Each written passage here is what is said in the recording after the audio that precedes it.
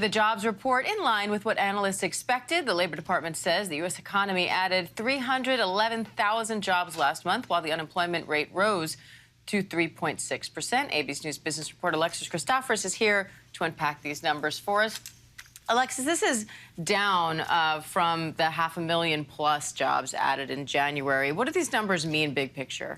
They are down from that 500,000 that we saw in January, but this is still a very, very hot job market. Despite high inflation, despite high interest rates, companies are still hiring at a really good clip. So let's just review these numbers. We added 311,000 jobs last month. That was more than the 225,000 that Wall Street was expecting. The unemployment rate actually ticked up to 3.6%, but that's really because more people were participating, meaning that people who were sitting on the sidelines were now actively out there looking for work. In terms of wages, we know that's a huge component that the Federal Reserve considers when it thinks about the future pace of interest rates. We saw wages year over year rise 4.6%.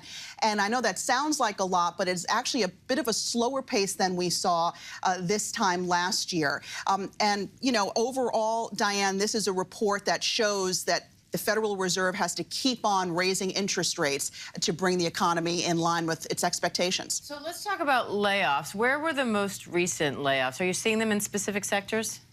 I would love to look at what was gained last month, and that was really jobs in the retail sector, also healthcare, government jobs, leisure and hospitality. Actually, leisure and hospitality added 105,000 jobs last month. That was most of any industry, and we know that that was an industry that was decimated by the pandemic. So we're still not at pre-pandemic levels there. We know in terms of layoffs, it has been mostly tech sector, finance. Those are interest rate sensitive areas, and we've seen a lot of layoffs there. So what does this all mean for the Federal Reserve and interest rates?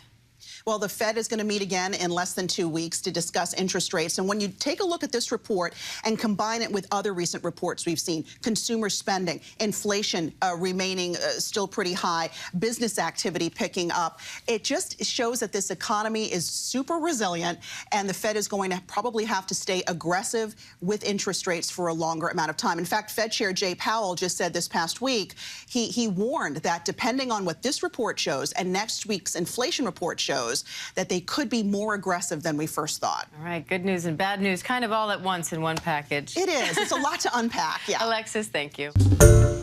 Hi, everyone. George Stephanopoulos here. Thanks for checking out the ABC News YouTube channel. If you'd like to get more videos, show highlights, and watch live event coverage, click on the right over here to subscribe to our channel. And don't forget to download the ABC News app for breaking news alerts. Thanks for watching.